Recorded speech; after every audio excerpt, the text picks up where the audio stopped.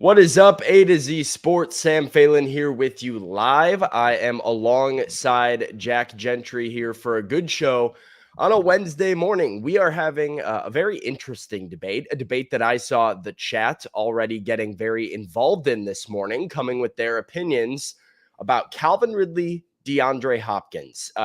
Both DeAndre Hopkins and head coach Brian Callahan recently had some very interesting comments about the Titans' new wide receiver.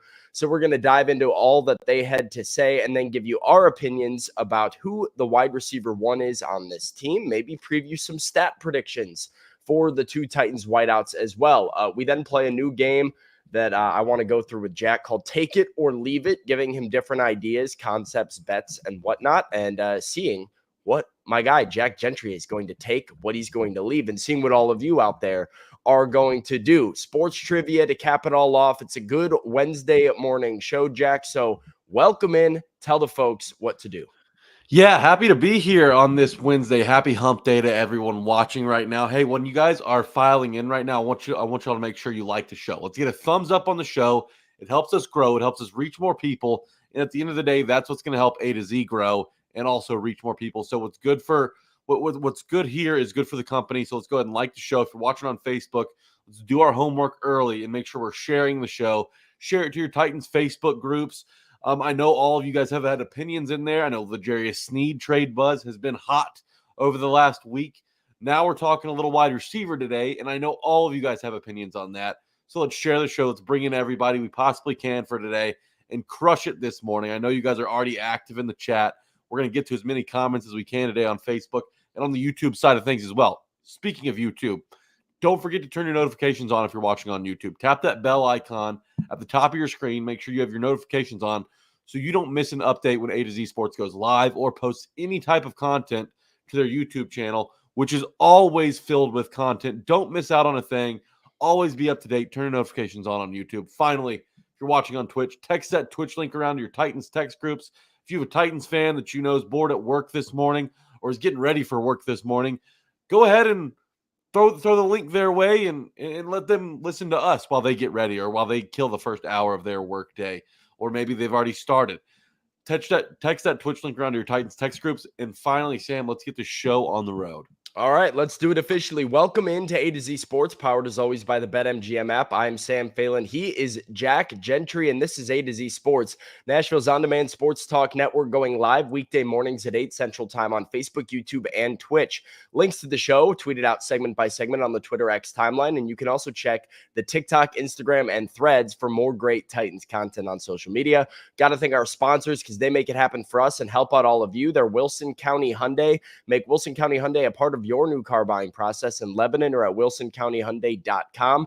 Farm Bureau Health Plans, better coverage, better rates, better service. Learn more about a plan for you at fbhp.com/ATOZ. The Bone and Joint Institute, the region's destination for comprehensive orthopedic and sports medicine care.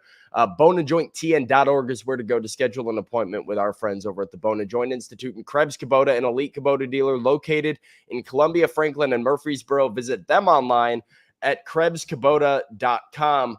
Jack, I am very excited for this topic, for this show this morning, something I find very interesting because we'll get into the semantics of all of it later. But as DeMario points out, when you are talking DeAndre Hopkins, Calvin Ridley, the 2024 Titans, you're really starting to talk about a 1A, 1B type of scenario, more than a 1 versus 2. And as Derek in the chat on YouTube says, it's amazing, incredible that we are having this conversation about a 1A/1B Tennessee Titans wide receiver, given where the position has been for this organization in the past. I think that speaks a lot to the way this offseason has gone, to the trajectory of the organization moving forward. And then, quite frankly, just what the new expectation is for Titans football under Brian Callahan, how he wants to operate his offense. You could say the same thing about defense as well. I was kind of talking on Titans at 2 yesterday afternoon about wow, the Titans might have a secondary that has Amani Hooker, Justin Simmons, Roger McCreary, Chidobe Awuzie, and L'Jarius Sneed all in the same group. That's wild, but really crazy to have 2 very, very talented wide receivers you see at the bottom of your screen, DeAndre Hopkins and Calvin Ridley are both Tennessee Titans.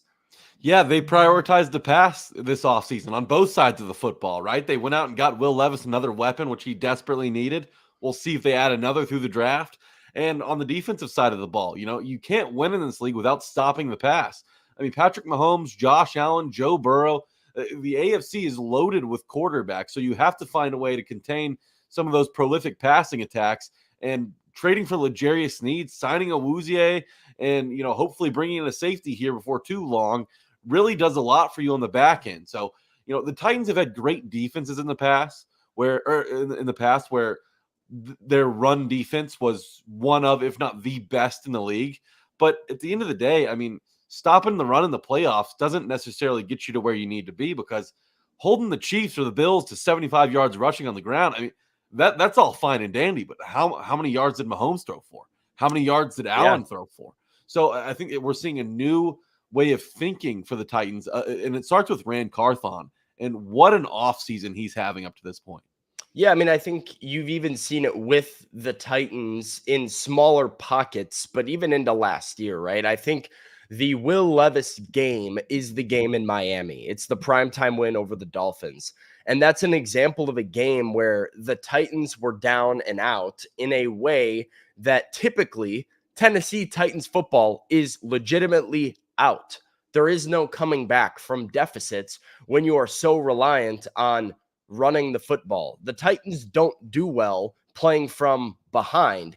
And what we saw Will Levis do in Miami was an example of what is possible when you have a talented quarterback and the ability to go and score quickly. You are never out of a game when it's 2 or 3 scores if you can create offense in a flash. So that is the new recipe in my eyes for how to win in the National Football League. You've seen, quite honestly, like Patrick Mahomes had a bad year last year. And I don't think people even really remember all of the struggles. I remember putting on Kansas City Chiefs games and just kind of shaking my head like, what decisions is he making? This team is not very good. And yet it got to playoff time, and the team that was able to score quickly, pass the ball, and they didn't have to be perfect because they had a quarterback and weapons, and Travis Kelce and Rashee Rice came on at the end of the year who were able to get it done. Mm-hmm. So that's a really positive pivot. And what I think is even more exciting when you look at the 2 wide receivers here, Jack, is you could make an argument that both are primed to get better in 2024.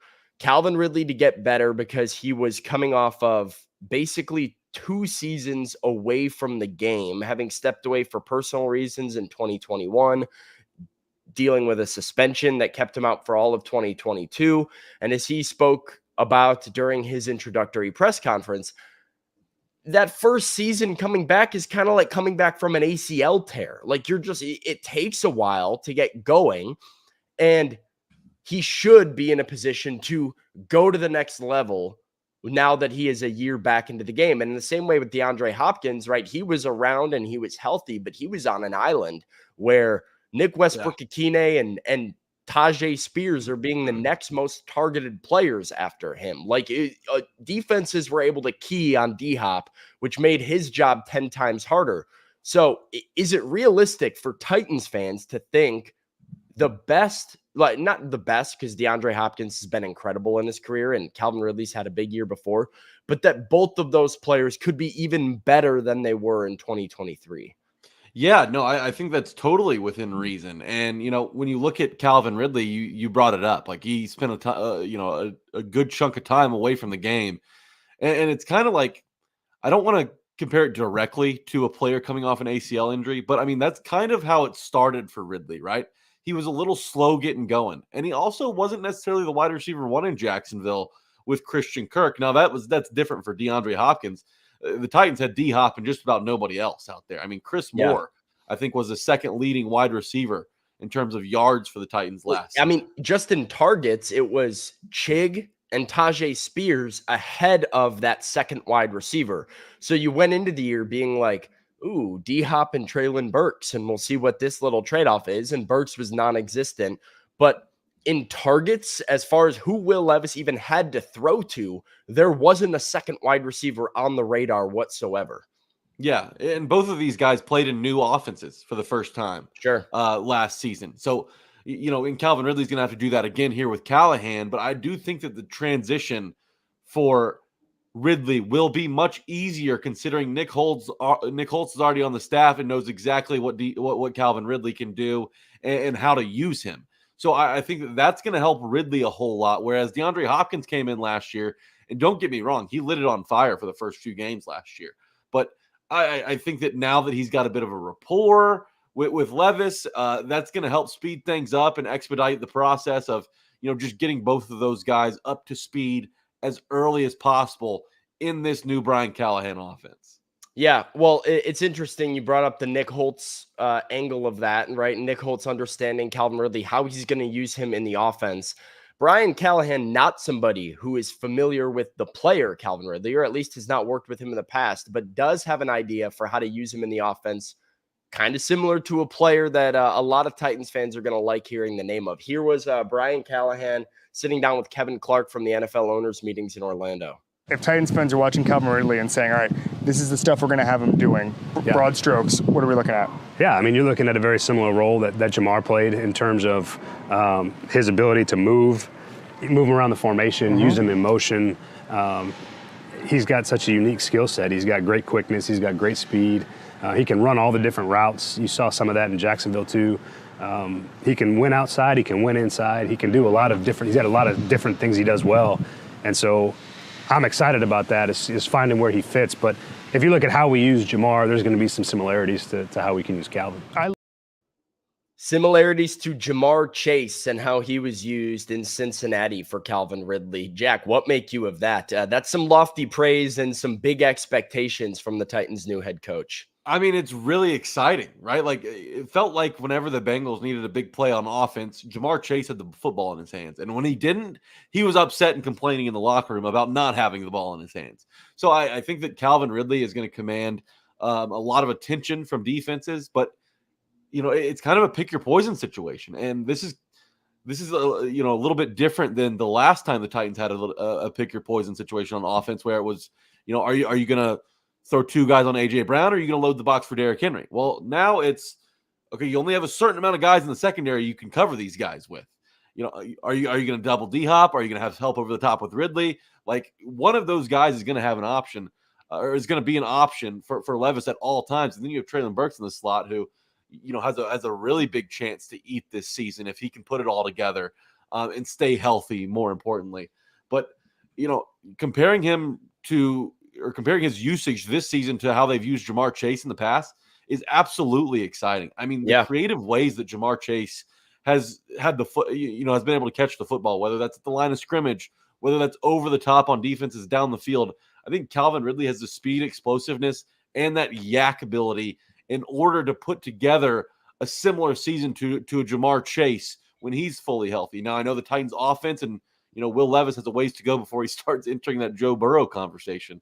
But I do think it's important that the Titans are already thinking about ways to prioritize Ridley in this offense. Sure. Yeah. I mean, both Hopkins and Chase do have the ability to kind of line up anywhere. And they're both dynamic in that sense, which gives a play caller like Brian Callahan a lot of flexibility. But he could have gone a number of ways. And the fact that he goes with Jamar Chase, like, look, we know the Bengals have had success as a passing offense. We know T. Higgins has had some big years.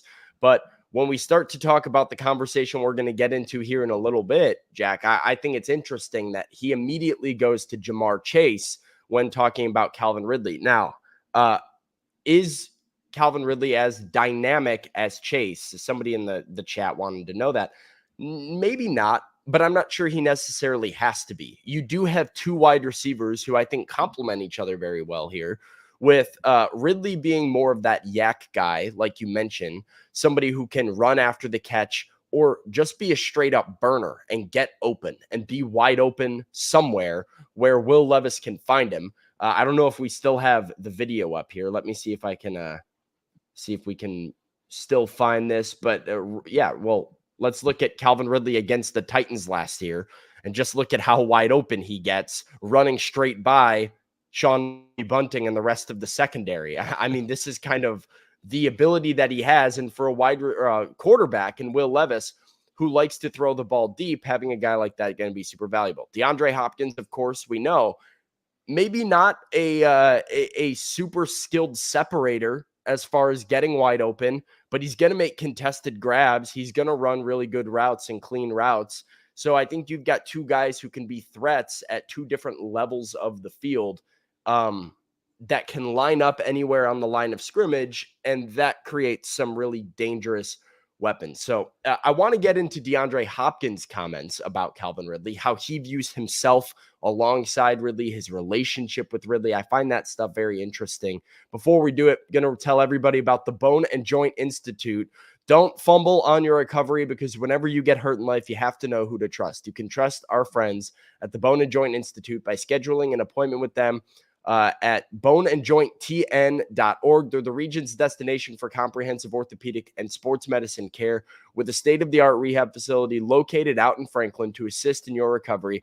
Everything from clinic to rehab, imaging, surgery, testing, it's all under one roof at the Bone and Joint Institute. So go schedule your appointment with them if you need some care for the best in the business. That's boneandjointtn.org.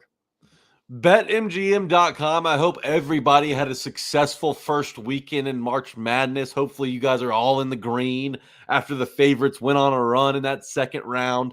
BetMGM.com is your place to go if you're looking to get some skin in the game. If you want to switch sports books, sign up with a new one. Download BetMGM. Use our bonus code that you see on the screen, A to Z Sports, and you'll get up to $1,500 back in bonus bets if your first bet misses. So if you lose on an underdog early on Thursday this week, then don't worry about it, because you'll have an extra chance. You'll have a little double jeopardy going on if you use our bonus code A to Z Sports when you sign up with BetMGM. Get some skin in the game, and when you do it with BetMGM.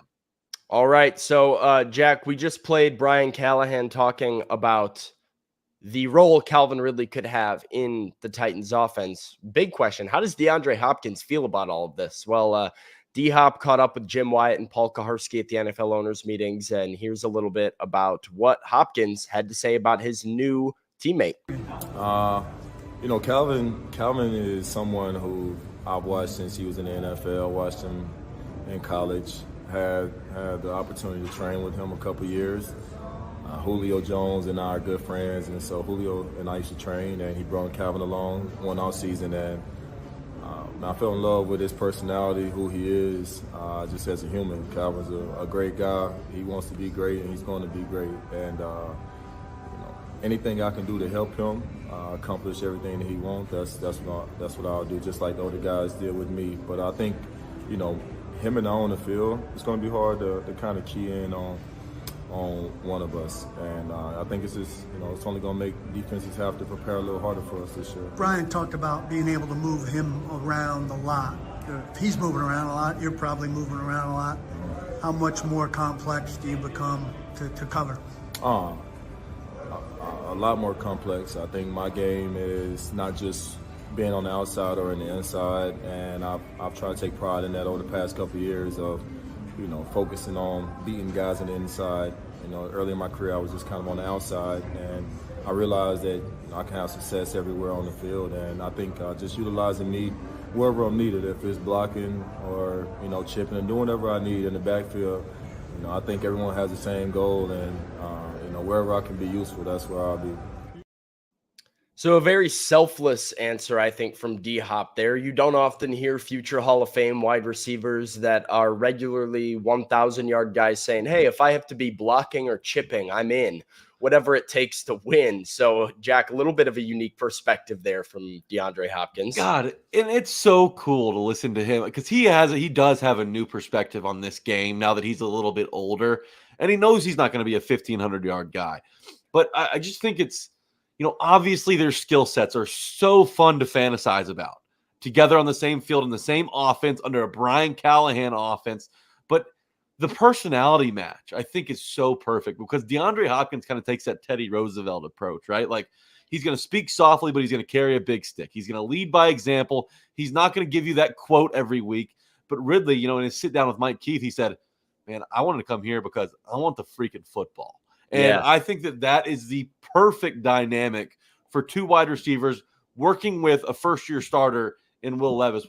First-year full-time starter, I should say, in Will Levis. So I think that's just an exciting dynamic to pay attention to in the offseason. And also, like, the way that this team in general has been speaking to reporters and media. I know you love it, Sam. But I do. They are very transparent. You ask them a question, they'll give you an answer. There's no beating around the bush anymore with these guys. And I think that approach has a lot to do with the strategy up top. I think that comes from up top. Hey, guys, you know what? We've been a little secretive. We've been a little conservative with our answers in the past. You're PR trained. All that's fine and good. But let's open it up a little bit. Let's show people and tell people why we're excited to be a Tennessee Titan. And I think we've seen more and more of that this offseason. And that's just something that, that's just a little something that the fan in me really appreciates. Yeah, I mean, I spoke to people at the NFL Combine about Brian Callahan and what Brian Callahan is like, what I was getting into as a reporter covering the team coached by Brian Callahan. And that was actually an overwhelming thing I was told was he's always going to be honest. He is got to protect his team, can't always say everything at all times to protect his team. But for the most part, you ask Brian Callahan a straight up question, he'll give you a straight up answer. I think that's trickled down a little bit to the players, like you've said. And I believe we had a comment here that was saying it right after. Yeah, Karen says, refreshing. It's refreshing for Titans fans. It's refreshing for Titans media. It's refreshing to talk about. It gets me really excited for the season.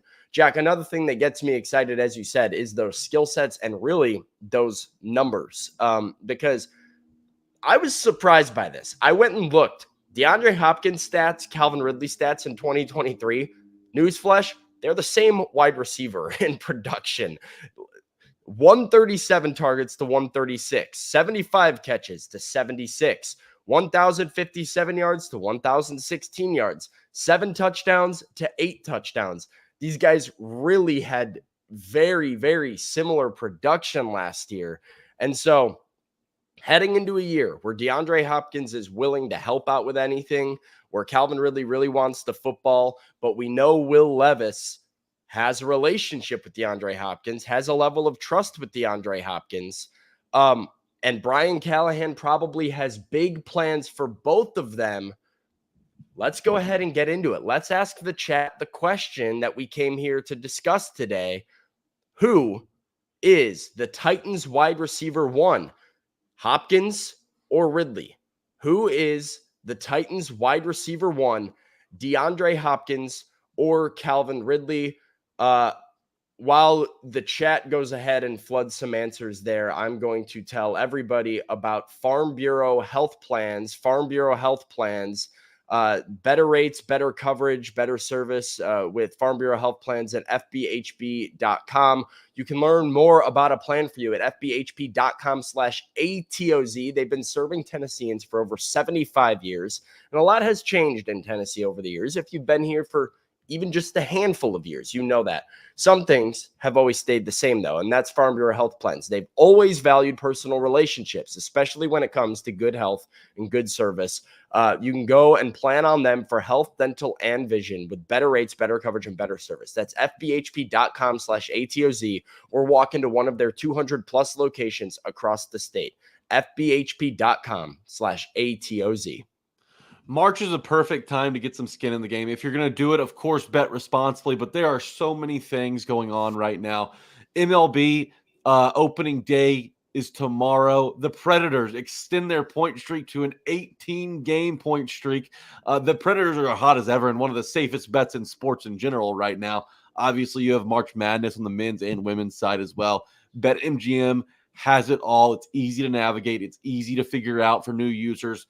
New users, download the app, plug in our bonus code A to Z Sports, and you'll get up to $1,500 back in bonus bets if your first bet misses. Start off in the green. Don't worry about digging yourself out of a hole early.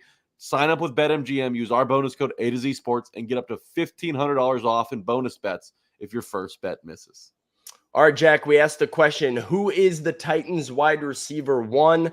Calvin Ridley or DeAndre Hopkins? We showed everybody the statistics from each one being pretty much the exact same production last year. Now that we have heard from Brian Callahan, we have heard from D-Hop, and we have heard from Calvin Ridley at his press conference.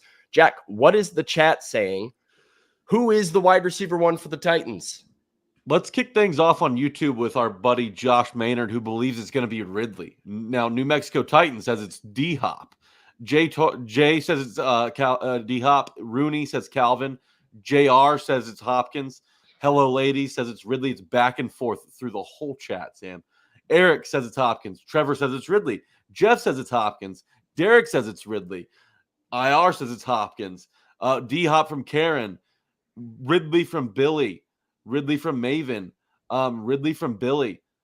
We've got D-Hop from Grim Jim. Easy, he says. Ridley from Greatness Hybrid. We've got Bucks Burner chiming in with it's D-Hop's job to lose. John says, however, it has to be Ridley. You don't pay him the contract if he's not the number one. Darius says it's Hop because of the chemistry with Levis. Tighten Up says it's Ridley. Hill says it's D-Hop. Katie agrees, but Phil thinks it's going to be Ridley. Titans Kyle wants it to be Ridley, but he thinks it'll be a week-by-week thing. Which DeAndre is fair. Hopkins, yes, it is. DeAndre Hopkins from Pistol Ramsey. DeAndre Hopkins because of his chemistry he has with Levis already from Steven. You don't disrespect Hopkins from JR. He'll kill you if you sleep on him. D-Hop from Chris. Daniel says it's D-Hop. DeMario says it's D-Hop. Scott says it's D-Hop. Here we go. D-Hop's pulling away. Yeah, so Jason. this is interesting because before the show even started, Jack, we had people in the comments waiting for the show saying, really? This is our topic for today? Obviously, it's Calvin Ridley. Chat kind of disagrees. This is why I find this interesting because, one, I think your answer to this has to change based on how you define being a wide receiver one. So, Jack, incorporate that into your answer for me about, how do you really define WR1 and then who fits the bill for you the most? Yeah, I think it's pretty simple for me for wide receiver one. It's the player that the quarterback turns to when times get toughest, whether that's 3rd and 8, 3rd and 9, whether that's 3rd and goal from the 7, whichever wide receiver Will Levis feels most comfortable throwing to in those situations will end up with more yards, with probably more catches, with also more targets. Now, touchdowns can get a little tricky at times because different skill sets offer more down in the red zone. But for me, I do think that there's going to be some give and take. I do think that this is going to be a little back and forth. Calvin Ridley last season, he was getting going early. It took him a little while to get fully implemented in that Jags offense. His first 9 games, he only had 470 yards and just 2 touchdowns, right? And you compare that with DeAndre Hopkins' 9 games with Will Levis last year. Yeah. Set the world on fire. He had 615 yards and 6 touchdowns in 9 games with Will Levis last year. So I think chemistry is going to be a big part of this. And to start the season, Will Levis is obviously going to trust DeAndre Hopkins more. D-Hop has made big plays for Will Levis time and time again in critical situations. I mean, I just can't help but go back to that Falcons debut for Levis, where it felt like DeAndre Hopkins was always open down the field. And it became, such a connection that Will Levis was throwing off his back foot down the field across his body, and DeAndre Hopkins was there to make the catch. So I think that he's already gained some of that trust from Will Levis. Now, I think that Ridley's going to do that quickly. And, part of the Brian Callahan offense is that you don't necessarily have to have a built-in trust in order to have success because Callahan's going to scheme you open, whether that's screens at the line of scrimmage, whether that's just, how to beat a zone or, seeing something in man coverage where you can go over the top and hit a big play. I think that all of that's going to be there for Ridley. But I think for the first half of the season, DeAndre Hopkins is going to be Will Levis's number one. Okay. Yeah. Second half, I'm not cheating here. I'm not sitting on the fence. Second half, I do think he's going to come up. But at the end of the day, for me, I think that DeAndre Hopkins is once again going to be the wide receiver one for the Tennessee Titans. I think it's going to be a situation where one of these guys goes for 1,200 yards and the other guy gets 1,000. And if that's the case, then it truly doesn't matter who the wide receiver one is going, who we think the wide receiver one is going to be. Because there'll be games where one guy hits 100 yards and the other guy's probably around 50. But as long as you have a dude out there that's capable of getting 100, 120 yards on any given Sunday, then you've got a winning formula on offense in this league, especially when you have a running back tandem and Tony Pollard and Tajay Spears, who can do things out of the backfield, or while defenses are preparing for the big shot on the outside, hit them underneath with a Spears or a Pollard or a wheel route or something like that. So I think this offense is poised for big-time success. I think that there's a good chance Levis is the first Tennessee Titan to throw for 4,000 yards this season, but I do think DeAndre Hopkins ends up being the Titans wide receiver 1 in 2024. Yeah, I mean, so it's interesting, right? Because I asked the definition question, and I got some interesting answers here. Bork says the easy answer is who's the X. Darren said wide receiver 1 is the guy who's going to play X the best. I don't know if I necessarily agree with that like you have to be an X wide receiver to be a wide receiver 1. So I also don't know if I agree with your definition, because I believe DeAndre Hopkins is going to be Will Levis's safety valve. He is the guy who can make the contested catch. He is the guy that he knows best. He is the guy that he communicates really well with. We already know that. He's the guy who is going to plan to work out and throw with him in the offseason. Hopkins said as much. So from that extent, I think Will Levis is in trouble. He's running for his life. He's looking for somebody to throw the ball to. It's 3rd and 11. Gotta have it. I think he looks at D-Hop. But I think the wide receiver 1 is going to be who the offense is schemed up for more likely than not.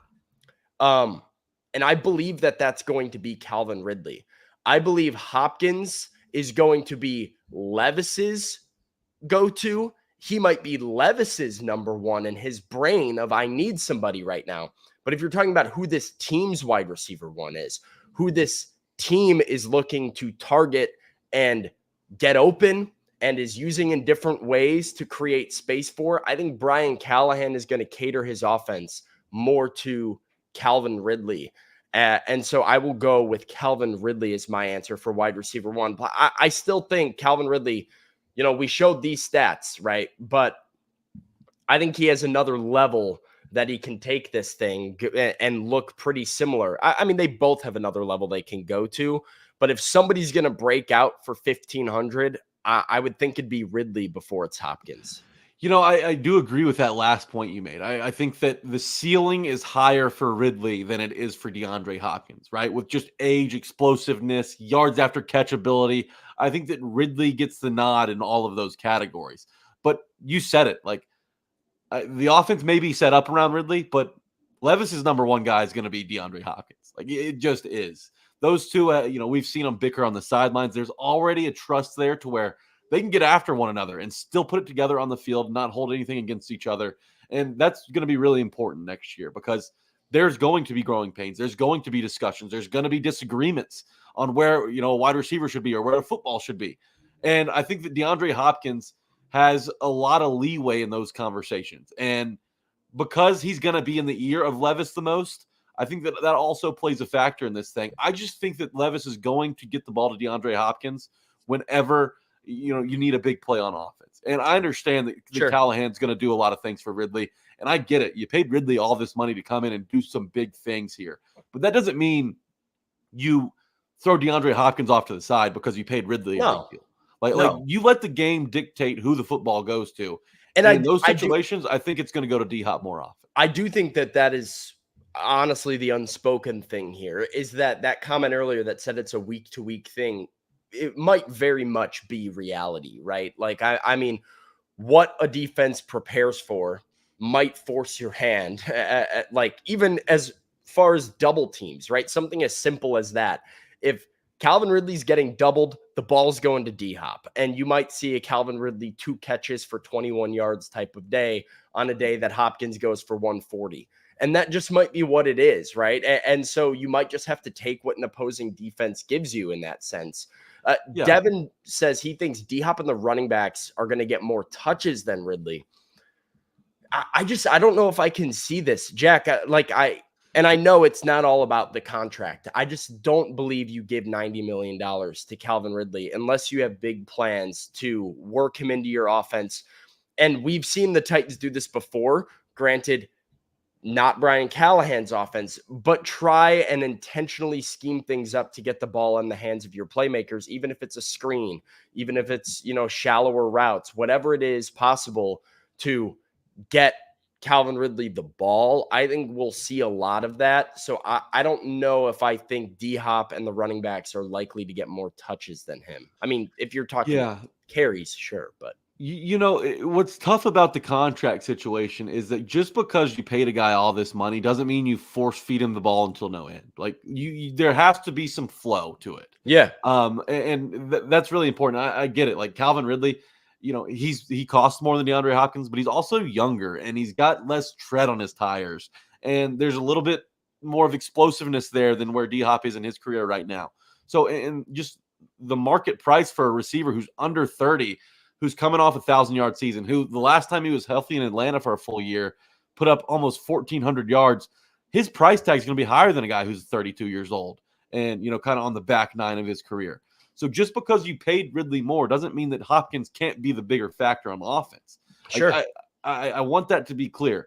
And, the past few years, it's, well, you paid A.J. Brown this money or you paid Derrick Henry all this money. Well, why aren't they force-fed him to get to milk every cent out of that deal. Doesn't necessarily always work out the best way when you do that, right? Like, just, it's nice to have him. You paid the big money to have the option of going to him when you need him, but don't shove it down his throat even when it's not working on a certain Sunday. So I think that's an important distinction to make. Just because you paid a guy all this money doesn't mean you have to get him 7 catches every Sunday. Doesn't mean he's got to go for 85 plus every Sunday. Like, let it flow in the scheme of the offense. DeAndre Hopkins is still a very proven wide receiver who's going to make big plays for Will Levis this season. He's a Hall of Famer. Factor him in as well.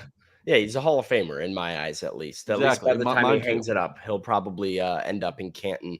I think the good news, right, is the fact that we're talking about this, is the fact that we can have this conversation, and is the fact that there's not really a clear answer. I think all of those are positives for the Titans at the end of the day.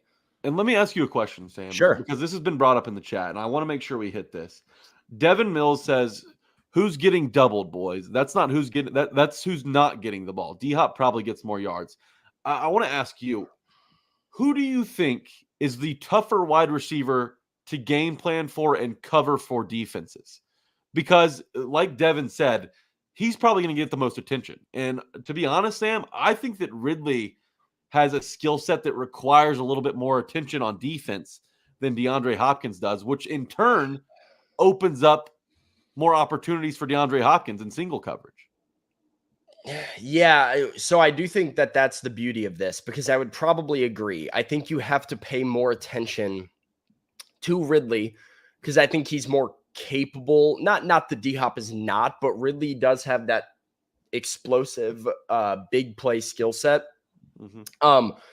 I think if you're going to double somebody, you're probably more likely to double him to try and take him out of the offense because, as Bork says, he has speed. He can cut on a dime. He has an ability of doing that I don't think Hopkins does. But I think the best thing about DeAndre Hopkins is that it really doesn't matter how well you cover him. If he gets his hands on the football, it's a reception, which is insane to watch sometimes, like how covered he is and being like, awesome. I don't know how he caught that, but he found a way to do it. And I think that's the great thing for the Titans is if teams are going to pay attention to Calvin Ridley and be like, hey, we got to make sure we're sending a safety to watch him deep, or maybe we're just doubling him or jamming him at the line or whatever it is to try and like limit Calvin Ridley's impact. If you put D-Hop one-on-one with somebody, you're probably giving up yards. And so I think that's the great thing about it. I would say D-Hop more difficult to cover because I just legitimately don't think he's guardable. I think if there's a good throw and he positions his body well, it's a catch and there's nothing you can do about it. But requires more attention and defensive planning, probably Calvin Ridley. And that's why I think that Ridley's ceiling is higher, but DeAndre Hopkins has a higher floor. Yeah. Would you agree with that? Yeah, absolutely. No, I expect DeAndre Hopkins to go for 1,000 yards again. I think the question is, does Calvin Ridley take that jump back up to 1,300 yards or whatever that he showed he was capable of in Atlanta and showed flashes of in the second half of last year. But I expect a lot more production coming from DeAndre Hopkins, and PBFT says his consistency as well. I mean, he is as consistent as they come when talking NFL wide receivers. So yeah, it's a good way of putting it. Let's move it on here to take it or leave it. I'm really excited for this, Jack. Really excited to hear your opinions about all of this. So got some interesting ones coming your way, and hearing your Titans fan take on some of this stuff, and then your NFL fan take as we look at some bigger league-wide changes that are being made. Before we do it, reminder, telling everybody about Factor. They're delicious, ready-to-eat meals that make eating every day easier. Whatever tomorrow takes you, be ready with pre-prepared, chef-crafted, and dietitian-approved meals delivered right to your door. They take just 2 minutes to make. They taste absolutely delicious, like a cook came and cooked it straight in your kitchen for you. Over 35 different options a week to choose from, including keto, calorie smart, vegan, and veggie, and more. They've given us some meals here at A to Z Sports. I look forward to my delivery from Factor each and every time. And there's even more to enjoy with over 55 nutrition-packed add-ons to help make your weekly meal planning even more delicious. So go ahead and get your meals. Head to factormeals.com/ATOZ50 and use code ATOZ50 to get 50% off. 50% off meals is no joke nowadays. That's code ATOZ50 at factormeals.com/ATOZ50 to get 50% off with Factor. Those meals are tasty. Speaking of tasty, BetMGM has a delicious promotion going on right now. New users download BetMGM, plug in that bonus code that you see on your screen, A to Z Sports, and you'll get up to $1,500 back in bonus bets if your first bet misses. There's a ton of stuff to bet on. I know we're getting towards that spring part of our year where, you know, football's out of the equation, but everything else is in full swing. The NBA, NHL, and MLB, also March Madness going on. There's so many things to get some action in on. Do it with BetMGM. Download BetMGM, plug in that bonus code A to Z Sports. Get up to $1,500 back in bonus bets if your first bet misses. All right, Jack, it is time for Take It or Leave It. You guys have been seeing it at the bottom of the screen there on the graphic this morning. So I just have some ideas for you, some concepts, some bets, some things. And chat, you guys are playing along. Jack, you are playing along. And I ask you, take it or leave it. So we will start by something I talked about yesterday on Titans at 2, and it is the current betting odds for these Tennessee Titans we are talking about to win the AFC South and win the AFC. But we will start on the left there. AFC South, the Titans are the long shot, as you see it, plus 800, significantly longer odds than the Texans, Jaguars, and Colts. Honestly, I was a bit surprised at how long these odds were for the Titans, given all the moves that they have made on BetMGM. So, Jack, this is not necessarily a prediction of will the Titans win the division, but at plus 800, do you take or leave this bet, Titans to win the AFC South at plus 800? Yeah, Sam, you know, in my opinion, the Titans are being significantly undervalued here in the division. And this is a division that's pretty tight historically. Like from 1 to 4, the gap isn't all that big. And we saw last season the Texans, who were projected to finish last in the division, turn it all the way around, win the division, and nearly get past the Chiefs in the playoffs had they not blown a 24-point lead. But you know, I don't know that you take this, Sam, because I think the Titans have a talented enough roster to make a push. I think the Titans are going to be there. But at plus 800, I think I'm leaving it. I don't think the division should be, you know, it's a great goal to have. But I think a wild card spot is more within reach for the Tennessee Titans. The Texans, I believe, are going to be an 11-win football team. Jacksonville, we'll see how they come out of this thing. They've had a really weird offseason, losing Ridley, adding Gabe Davis, not doing a whole lot else. And the Colts have really just retained talent. What I don't get in this is why the hell are the Colts plus 300? There should be, if the Titans are down at plus 800, The Colts are much closer to the Titans than they are to the Texans. That those two teams should be similar in odds. That's So interesting. either bump the Titans up or take the Colts down. Well, I don't know what the Colts do every offseason to get the respect from Las Vegas. To be fair, the Colts were like 20 yards from winning a division last year. Had their running back, third string running back, whatever, not dropped that pass from Gardner Minshew, they might be the division champs, the reigning division champs. So I guess you could look at it that way and say they were that close from the Texans even last year. So you were leaving this, Jack. Oh man, it's hard. You know what? I'm flip-flopping. I'm taking it. 8-1 in this division is crazy.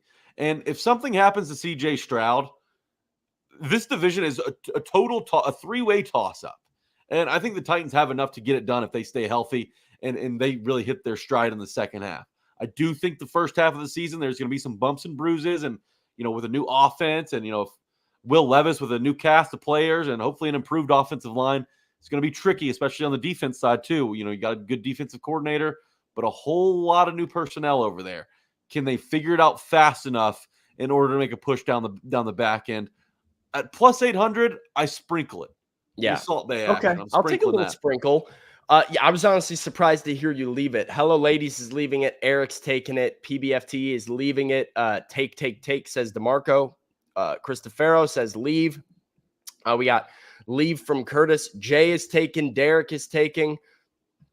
Josh is taking. Andrew is taking. Ashley's leaving it. Roy is taking it. American Toff is taking it. Mark is leaving it. I would take this. I love a value play. If the Titans were plus 300, plus 400, it's probably just not worth it. But I absolutely, as Anthony points out here, am taking plus 800. This division is a crapshoot to me. I think anybody can win this division. I still don't trust the Texans until they do it again. Rookie year, CJ Stroud was incredible. Do it again. Prove it to me one more time. I don't know what the Colts are. I don't know what the Jaguars are and where they're at right now. The Titans, I think, are going to get better still throughout this offseason. I still think additions are coming. And so this might be the best odds you get. Or Devin got him at 15,000. So that's what you get for taking it. I would still take plus 800. I don't think this is going to be the odds come week one, which means it's good value to me right now. Yeah. Right category here. So those categories, if you're looking at this right photo, far left column, that is odds to win the Super Bowl. Titans are tied with the Commanders, with only the Carolina Panthers worse to win the Super Bowl. But I'm looking at the middle column, which is odds to be the AFC champion. Titans plus 8,000 is the worst mark in the AFC. Patriots, Broncos, the Raiders, odds are cut in half from the Titans, and they have not really a quarterback right now. Do you take or leave this? I look, is it a long shot? Yeah. 8,000, worst team in the AFC, longest odds possible. Jack, take or leave this one. Look, I don't think that it's right that the Titans have the longest odds. I think that there are rosters that are far more incomplete than the one that Tennessee's put together this offseason. However, with that all being said, you leave this the hell alone. You save that money because they're not winning the AFC. They are not built to make a run in the regular season, to lock up that one seed. There are teams that are more ready to win now, much more ready to win now. Look, like I said earlier, making the wild card is a massive success. Even being in the wild card hunt, with the final 2 weeks of the season left, that's probably a success in its own right. If you're on the in the hunt graphic at Thanksgiving, you're like, hey, give me that. But you don't take this bet. Don't do it, guys. It's lighting money on fire. They're not going to win the AFC, and that's okay. They're not in a spot right now to where they should be expected to win the AFC, much less the AFC South. So you leave this bet. Please, God, for me, leave this bet alone. Okay. Well, IR Hoshi agrees with you. Steven agrees with you. PBFT says take it, and PBFT was leaving the division champions but wants to take AFC champions. Titans Kyle's leaving it. Orlando's leaving it. Dylan Cole says take it. Katie says take it. Jermel said he's going to place the bet. I'm placing a bet ASAP, says Raz. Take it, says Nick. Take it, says Derek. Leave it, says DeMarco. Take it, says Bork, and you bet low. Take it, you have to, says Hill. So this is wild. We are getting a bigger population of the chat taking Titans plus 8,000 to win the AFC than we did at plus 800 to win the AFC South. I think if you're taking this, what you do is you take this and you hope they make the playoffs and you cash out. Yeah. If you have one, that's what you do. They're not winning the AFC. I agree with you. So I would leave this. I do think this is unless you've just got $10, or take this if you have a bonus bet. If you're sitting there looking at like, oh, I have a $10 bonus bet on BetMGM, take this because it's fun and why not? I think this is kind of a donation, if we're being honest. Unless you have a cash out plan available, I don't see the Titans winning the AFC.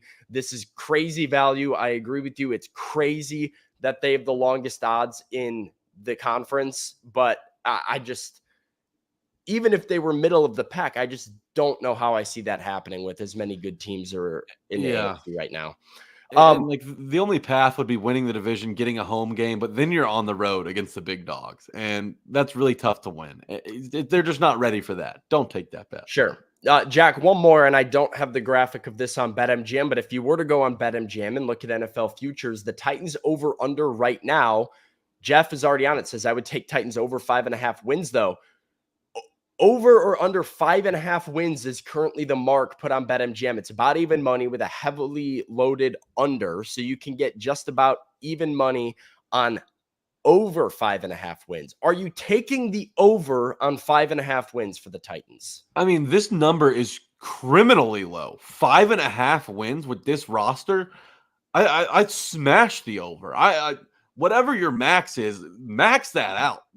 I don't see a way where this team doesn't win 6 games. I think the wheelhouse is right around 6 to 9. So right in that area, I think the Titans should finish. But, 5.5 wins. Get this before it gets to 6, because we already expect them to draft a left tackle in the first round of the draft. While the roster is still a little incomplete with needs at inside linebacker and safety and, some backup spots along that offensive line, take it now because they're going to fill those out. And this team is going to be capable of winning 6 games, especially in this division. Like the Colts are beatable. The Jaguars are gettable. You can maybe come away with 1 win against the Texans. And then you're playing a last place schedule, Sam. Like this is a great spot that the Titans have not been in the last few years, where they're back to being the plucky underdog. They're going to be the team that digs graves late in the season rather than has that target on the back. So I think the Titans could easily soar over 5.5. This is one of the best bets on the board for me. When you talk NFL futures in general, hammer the Titans over 5.5. That's what I'm doing. Jeff is taking the over. Take it. I'll take that one, says Trevor. That seems to be the consensus. DeMarco, Titans, Kyle, Denise, Steve, everybody's saying over. Pump the over. Kenny, it should be under NFL futures on BetMGM. Maybe they've taken it down, but I know some sports books already have the over-unders listed, and you can find it. I'm taking this as well. If that team last year won 6 games, I mean, I have a hard time seeing how this Titans team is not better. I think they have a lot of holes still, especially on defense. I'm not convinced that this defense isn't going to suck. I'm not convinced that this offensive line isn't going to suck. I still need to see some progress there, but that offensive line last year did suck. That secondary last year did suck. Your quarterback play pretty much sucked for a chunk of the year with Ryan Tannehill until Will Levis came in and had some flashes. It was bad, and they found a way to win 6. I don't see how this under comes through, given all the pieces that they've added. And like they played a second place schedule last year, and I think we can all agree that the Titans at just about every position group has improved over the course of this offseason, right? Still got a couple. I'd say they're significantly worse at inside linebacker. I think their defensive line is worse. So you did give up a lot in your front 7 defensively. I think to improve your secondary, you committed your resources to Awuzie and Snead and building that group up. I think you're worse at those two spots, which is somewhat concerning.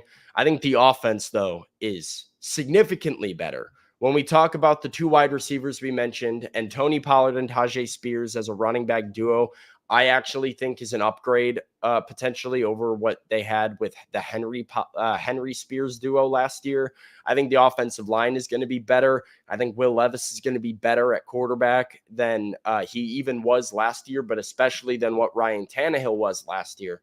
So I think this is a better team for sure. And as I said earlier, I don't think they're done improving. I think the draft and more free agents are still coming to the Titans. So safety is worse, linebacker is worse, D-line edge is worse. I agree with Bork there, but I think a safety's coming in still and that they're going to fix some of these problems. I don't think safety will end up being worse. And, one thing to remember as we start to look towards these future bets, as rosters kind of round out, this exact date last season, the Houston Texans win total, 5.5. Wow. Just saying. That's a stat right there, Jack Gentry. I like that. Mm-hmm. So it can happen. And especially in the AFC South, if things just fall right, the Titans could mess around and win 9 or 10 games. But I do think that this team has a high floor. And because of that high floor, I think 6 wins is more than attainable.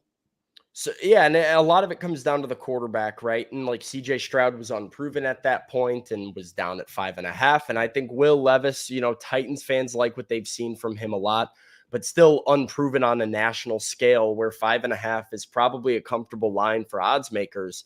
But if you're a Will Levis believer, I think you should believe in this over for sure. One more, Jack, and it has nothing to do with betting. It has to do with a change made around the NFL yesterday. It's the new kickoff rule that was passed. So I meant to pull a video of this, and I forgot, full transparency. But you see some of the notes here about the rule. Touchbacks penalized more. So touchbacks will go to the 30-yard line. There is an ideal landing zone for kicks between the 20 and the goal line. So you're going to start seeing a lot more high arching kicks that are caught around the 5.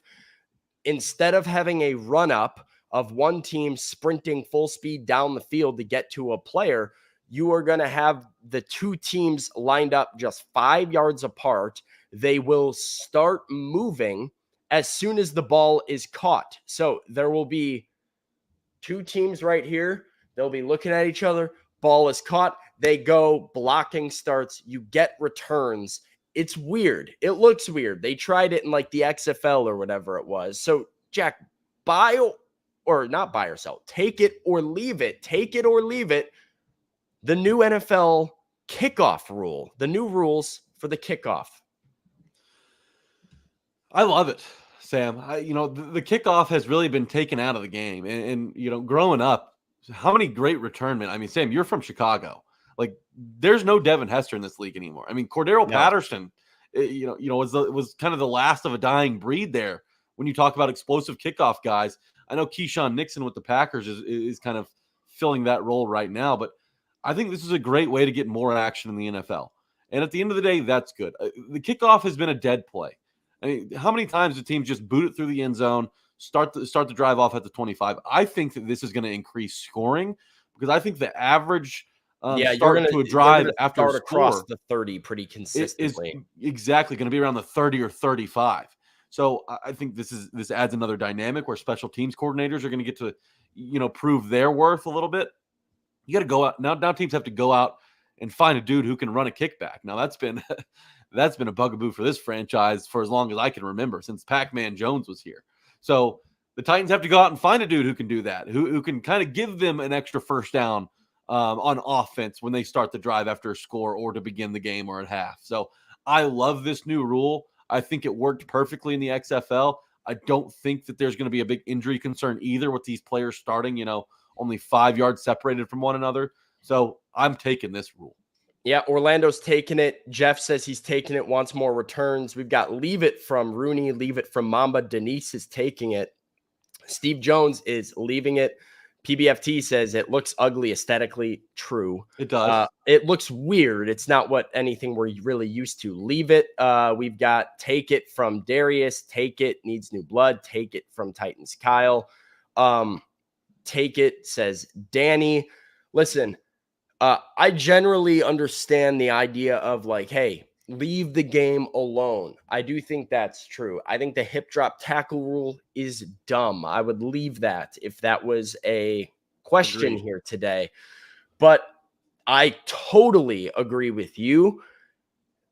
NFL kickoffs have been a dead play for a while now. I mean, since they moved the kickoff line and since kickers got stronger and better legs and better athletes, you can go to the bathroom during kickoffs in the NFL. It is a touchback. It is completely insignificant. If there's a return, like you are pumped if a guy gets it across the 30. You're like, hey, an extra 6 yards that our team can use here on this drive.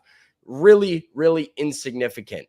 I love it because this is going to bring kickoffs back, not only in the fact that returns are going to be a thing that we can watch, but as you mentioned, Jack, a significant play in the game. We're going to see kick return touchdowns happening in the NFL in 2024. We are going to see special teams coordinators be more important than ever in 2024. We're going to see speed and having valuable returners being incredibly valuable. So I think you cannot look away from an NFL kickoff in this upcoming season. I think that's good for the game. The more action, the more important plays you have, it matters. Baseball fans complained about the pitch clock. Baseball fans complained about banning the shift. They said, this is not the game that I grew up loving. Well, you know what happened? 1 year in, everybody got used to it and said, the pace of play and all the action that happens is kind of fun, and I kind of like it. And I think this is how NFL fans are going to feel after 1 year. They're going to like this rule. Just food for thought here, Sam. You know, in Canada, in the CFL, they have this thing called the Rouge, where if you punt a ball and it lands in the end zone or as a touchback, the receiving team then gets a point. I wonder if that's somewhere deep down on the horizon. Oh, gosh. Because that would be if you really want to boost the return game up, I mean, penalizing a team for punting a ball into the end zone would be an interesting way to do that. So that I can't get keep behind. an eye on. That I cannot get behind. You gotta I'm okay with leaving that in Canada. Points are sacred. Yardage, I can. Yes. Okay, you can penalize them. Points are sacred.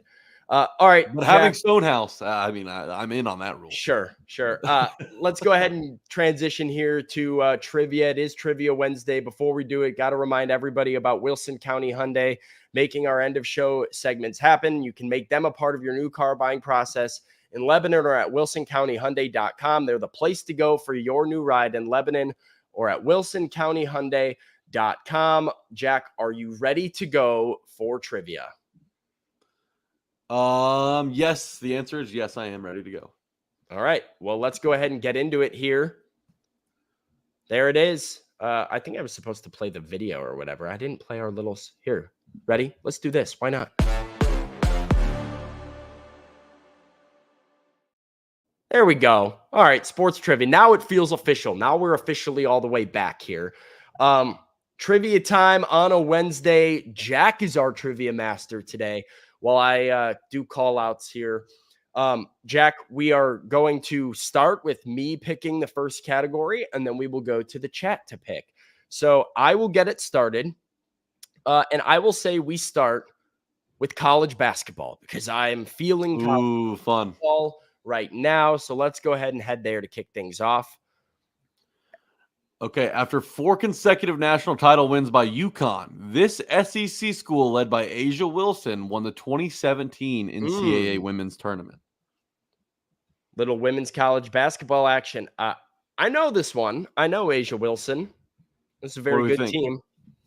Just wait for the chat to get in here a little bit. Matt was the first one on the right answer. And Darius is on it right now. Asia Wilson led South Carolina to the 2017 women's title. That is correct. So we're going to lock that in. Yeah, go ahead and lock that one in. That's quick. That's easy. That is correct. We're 1 for 1. By the Chat way, in Sam, yeah, go ahead. have you been watching any of the women's tournament? I watched that Iowa game against West Virginia. I thought West Virginia got a bad whistle. I have not seen, I've not locked in and watched any of the games. I've been tracking box scores and whatnot. I saw the funniest transition in the history of sports possibly was the girl on Iowa State going 18 for 20 in the first round, dropping 40 points. And then I think she was 3 of 21 in the second round. Has there ever been a tale of 2 games like that for her? But yeah, I also box score watching believe that, you know, the amount of free throws the Iowa Hawkeyes shot against Incredible. Virginia, crazy slanted. So, yeah, I thought it was a lopsided. NCAA potentially doing a little bit of work here to make sure Caitlin Clark gets in the Final Four, which, you know, more power to him. She's going to make them a lot of money. I will go for, well, actually, sorry, the chat picks next. And I believe the first one I saw was Snacks and Candy. Beautiful. From the chat. So let's go to Snacks and Candy next. Founded in 2012, this healthy stevia-filled ice cream brand has their low-calorie counts on the front of pints with a gold-trimmed lid. Yeah, I know these, and I think I know this one. I have a hot take about these that I think these kind of stink. So I'm sorry if how's that the offends chat everybody. Yep, chat's coming in with it already. American Toff has the answer first. Halo Top. Yes. Halo Top. Matt got in there. Titans Kyle is in there. Darius is in there. Devin is in there. Yeah, these are Halo Tops, and I think these are not great. So really, I think they're okay. I like I'm a snob with good. Like, I don't really have a sweet tooth. So the things that I find like appetizing as far as sweets are concerned is very specific. That like ice cream, very specific. I need like a good Breyer's French vanilla or a vanilla bean, and then I'm in. But like there aren't many ice creams that I love. This one, just something's off about it to me. I don't know. Hot take, and I know this is a polarizing discussion. My favorite flavor, mint chocolate chip. Oh, I agree. Yeah, that is my favorite as well. Mint chocolate chip is the best ice cream flavor. That is glad we're on the same page. Yeah, I would totally agree with that. It gets an unfair amount of hate. Yeah. All right, Jack, let's do television. Later getting multiple spinoffs, this show debuted on Discovery in 2013 and has 2 strangers try to last 21 days in the wild together while given very little, not even clothes. Yeah, this is a classic. Mm-hmm. Do you know it, Jack? I know this. I've known all 3 so far. Let's see who in the chat is coming with this one first. And it's American Toff again. He's been cooking today. This is Naked and Afraid. David, Jeff, Bork, John, Trevor, Roy, Titans Kyle, Dylan, Christofero, IR Hoshi. Everybody's on it. 3 for 3. Let's go to books. Uh-oh. Now this could provide a problem for me. Following a teenager named Alex and his violent exploits, this 1962 dystopian satire novella from author Anthony Burgess got a controversial 1971 Stanley Kubrick film adaptation. Oh, big words in there. I'm proud of myself for making it through that. Okay, a Kubrick film adaptation. Yeah, I think Matt was quick to the trigger here with the right answer. I'm not familiar with this book, but I am familiar with a 70s film, A Clockwork Orange. Whoa, okay. Full Metal. It is not Full Metal Jacket. That's a World War II movie. It's not Psycho. That's a horror movie. A Clockwork Orange is what Danny says as well. I think, I think this was really good work by Matt here, and that's the correct answer. Let's roll with it. All right, we're trusting the chat here. There we go. It always pays off to trust the chat. There we go. That's huge. Let's go for soccer. Zinedine Zidane was FIFA Player of the Year in 98, 2000, and 2003 and had over 100 appearances in international play for this European country. Yeah, I don't know. The head butter. You don't know? No, dude. Really? I'm not a soccer fan. This may be the like age gap I've here. tried to get into it in the last maybe 5 years, so I'm a little bit more familiar than I used to be. But early This is 2000s soccer, no chance. I'm 28 years old recently, as of recently, and this is one of my first soccer memories I think I had was Zidane getting a red card after headbutting an opponent. Okay. So I know this. I want to hear it from the chat's mouth first, though. Well, again, American Toff was quick to the trigger. He says France. That seems to be the answer because Eric says that as well. Andrew says Italy. France from Demetrius and David and Matt and Tighten Up and Titans Kyle. So, yeah, France. Trevor says it sounds French. I don't think it does. Zinedine Zidane. It does not sound French to me at all. It's not a French-sounding name, is it? But no, France was the right answer. I would not have guessed French. I would have gone a lot of different ways first. Let's go to movies. It's weird being the older one on the show for a change, Yeah, right. Okay. You've got more history with. Along with having the lead role, Joseph Gordon-Levitt made his directorial debut with this 2013 romantic dramedy, which also starred ScarJo and Julianne Moore. Yeah, I know this one. It's good. It's a pretty good movie. I remember when this one came out back in 2013. So waiting on the chat for it. I have the right answer. I'll fire it as soon as somebody got it. And Eric just got it. It's Don John. Yeah, Joseph Gordon-Levitt, Scarlett Johansson, Julianne Moore, Don John. Yep, that's it. Rip it. Bang. I haven't seen that one. Do you recommend it? Yeah, I mean, if you're a rom-com guy, it's worth a watch. Okay. Yeah, it's solid. I would say it's solid. Matt, who has been on a lot of these questions today, not a rom-dram fan, which is fair. All right, music. Let's do music. I like saving celebrity mashup. In 1999, longtime friends 50 Cent, Tony Yayo, and Lloyd Banks formed this hip hop group that dropped songs like "Poppin' Them Things" and "Stunt 101." Yeah, I think okay. Christopher says G Unit. Nick says G Unit. Mm-hmm. G Unit from Eric. G Unit from Demetrius. And Vasco. there is a Nashville native, Young Buck, who has come on the Tighten Up podcast before, who was a member of G Unit. G Unit. Are we rolling with it? Wait, you had a member of this band on your podcast? Well, this is no band, Sam. Now this is a full-on rap group. Group. That's what I meant. Sorry, group. Yes, I did, and his name is Young Buck, and he's got some club classics. Let me tell you. All right. Well, all right, we're rolling with G Unit. Yeah, I didn't realize that you. He's actually surprisingly a big Taylor Swift fan. Little cross genre action. That's fair. Don't tell the chat that. They always hate on me for enjoying some Taylor Swift action. Let's hit celebrity mashup here. Here we go. Get a zoom in for the people. Okay.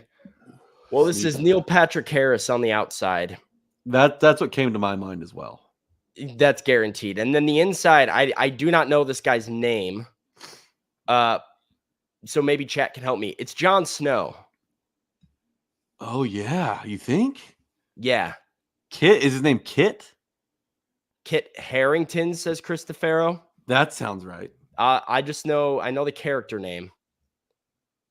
Kit. Okay. You put K-I-R. Oh, that's, you know what?